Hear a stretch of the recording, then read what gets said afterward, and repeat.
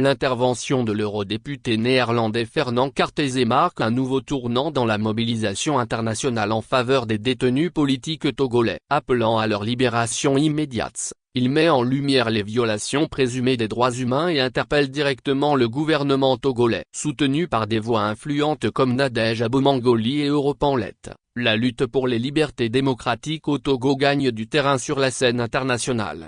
Communique de presse / Solidarité internationale, un eurodéputé interpelle directement le gouvernement togolais sur la situation des détenus politiques.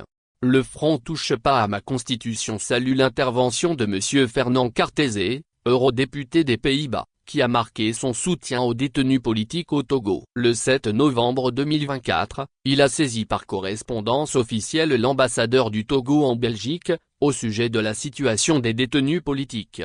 Fait marquant de l'intervention diplomatique, situation alarmante, l'eurodéputé souligne que 93 personnes restent détenues, dont des manifestants pacifiques et des défenseurs des droits humains.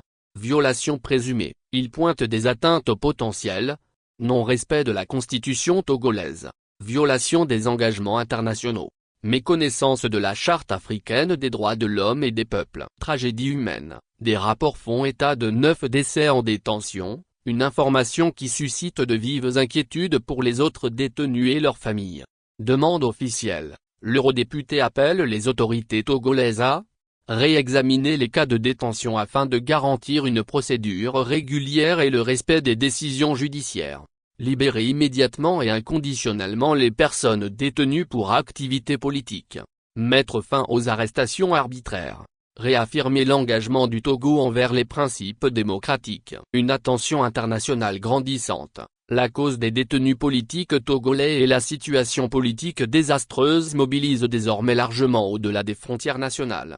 Nadège Abomangoli, vice-présidente de l'Assemblée nationale française, a dénoncé la situation en écrivant « Le pays a soudainement changé de régime et de constitution en début d'année, afin de réserver le pouvoir aux mêmes. Un fait du prince qui n'a pas ému notre diplomatie malgré les craintes exprimées par les acteurs de la société civile. Ces derniers se mobilisent depuis des mois au sein du mouvement populaire Touche pas à ma constitution. De son côté, la France insoumise soutient les initiatives qui défendent la souveraineté des peuples partout dans le monde. Europe en Lettres, un groupe parlementaire représentant plus de 40 partis politiques européens, a fermement pris position. Nous soutenons les démocrates togolais et exigeons la libération des 93 prisonniers politiques. Les décisions de la CEDEAO doivent être respectées. Halte aux violations des droits de l'homme et vive la justice. Contexte et perspective. Cette progression de la mobilisation internationale intervient au moment où le Front Touche pas à ma constitution dépose un recours pour abus de pouvoir contre l'interdiction d'une journée de solidarité et de prière envers les détenus politiques,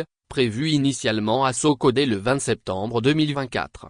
Ces multiples prises de position claires en faveur des détenus politiques et du peuple togolais rappellent que les droits humains sont universels et concernent chacun. Ces différentes réactions apportent un soutien apprécié aux détenus politiques et encouragent par la même occasion le peuple togolais dans sa quête de respect des droits humains, des libertés publiques et des valeurs démocratiques.